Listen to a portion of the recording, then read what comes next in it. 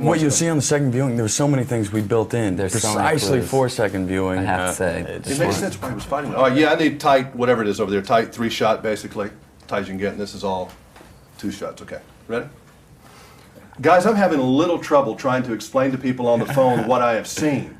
This is not a movie that you can summarize in a sentence, is it? Isn't that a good thing? It is a good thing. I mean, I think there's, you know, we all, as an audience and the critical community, kind of clamors for, you know, films that aren't so formulaic, that aren't so predictable, and I feel like, yeah, you know, that was one of the really exciting things about this to me, is even when we were trying to make it, people say what's it about, and you can't. You really need to take it in and maybe see it again. But it's a problem for the marketing people when you see the commercials. Yes, it is. It just looks like, you know, you guys are fighting and I'm going to see Rocky again, and that's really not what this is. No, not that's at all. this much of the movie. I'm glad you said we hit on so many issues. Yeah, it's tough to put a label on it, because I have never seen anything quite like it.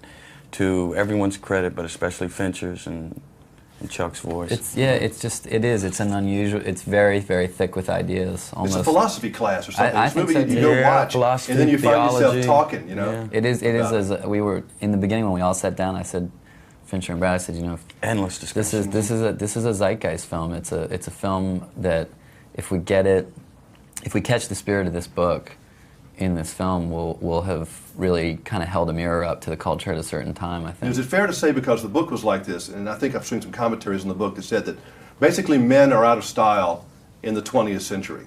This century is more suitable for women. Well, I don't know. I think that's a little bit reductive, in the sense that I don't think it's a proclamation like that, but I think it's an examination of why men feel. But there are a lot of frustrated men. Yes, around. Sure. Yes. And it is true. It is true. We are in PC times where you don't yell, you don't fight, and yes, this possibly is the more evolved place, but you have to experience the other to get there, and that you can't just skip that step and go straight to, well, I don't fight, I don't argue. All right, I'm 46. We definitely had fights in the schoolyard when I was coming up. You guys are a little younger. Did you have people? And would you say they were innocuous at this point? I mean, this is before people whipping out guns, but would you say, for me, it was innocuous? I mean, it's just part of the rite of passage in a sense. But I think we're in a whole generation of young boys now that have never had a fight in a schoolyard. Well, this is what where the book springboards from, saying that we are all spectators. We don't participate anymore. We sit behind our TV screens and our leather sofas and don't get in there. And the expression of the book that I was really drawn to was not about getting out in aggression, was not about pounding the other guy. It was more about getting in the machine and receiving. Is your character insane? Is that fair to ask, without giving anything away? Yes, I think that's fair to ask. I think it is a.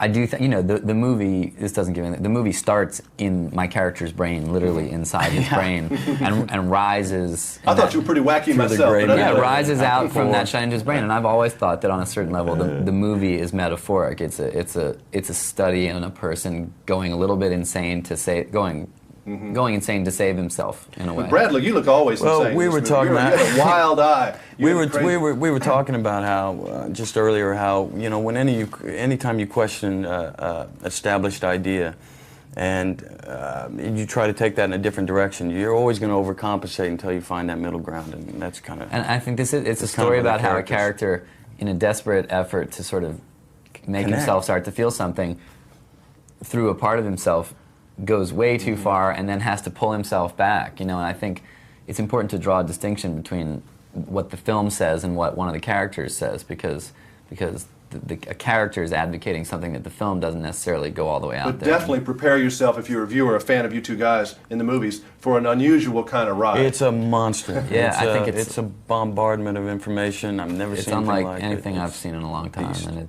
I think we all feel very happy about it as a very unique and challenging film. It was quite the trip. Excellent. Nice seeing you guys. Great. Thank you a lot. All right. Good work. Thanks a lot. Yeah, I mean, we're still talking about today. All of us are kind of